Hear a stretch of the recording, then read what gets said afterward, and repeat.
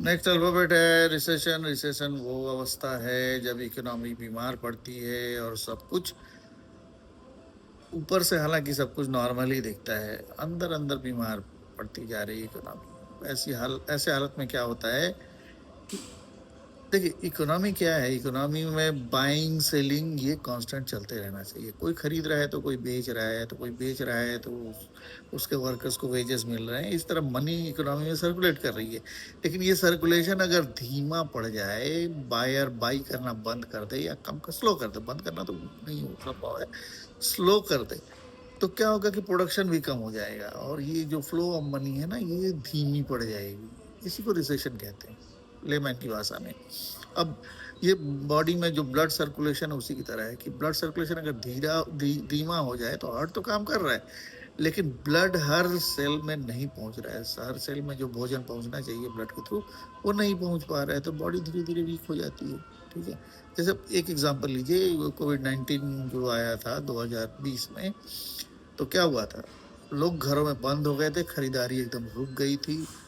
तो खरीदारी जब रुक गई थी तो फैक्ट्रीज भी बंद हो गई थी, तो वर्कर को भी वेजेस नहीं मिल रहे थे, यानी ये डिमांड टोटल एक गिर गया था।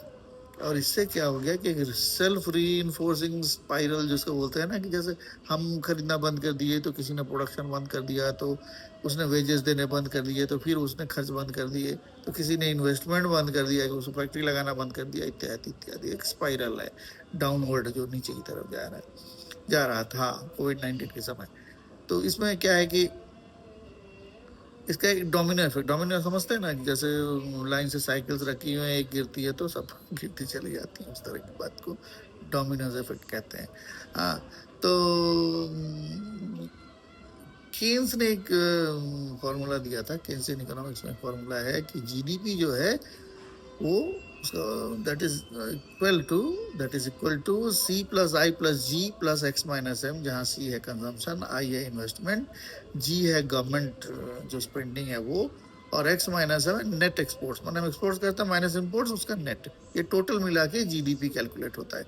रिसेशन में क्या होता है कि सी और आई जो है वो गिरने लगते हैं, कंजम्पशन गिर जाता है, नेचुरली इन्वेस्टमेंट भी गिर जाता है, और दोनों जब गिर जाते हैं तो इसका मतलब ये है कि प्राइवेट सेक्टर पूरा मंदा हो गया, ठंडा हो गया।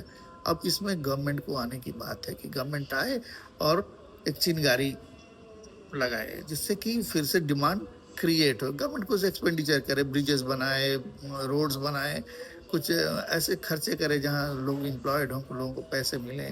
और जब गवर्नमेंट इन्वेस्ट करती है तो माल मटेरियल सब कुछ तो ज़्यादा अधिक लगते हैं, तो हर किसी को पैसा मिलता है, और पैसा मिलते ही लोग कंजम्पशन करते हैं, फिर इन्वेस्टमेंट एक मतलब अपवर्ड स्पाइरल शुरू हो जाता है।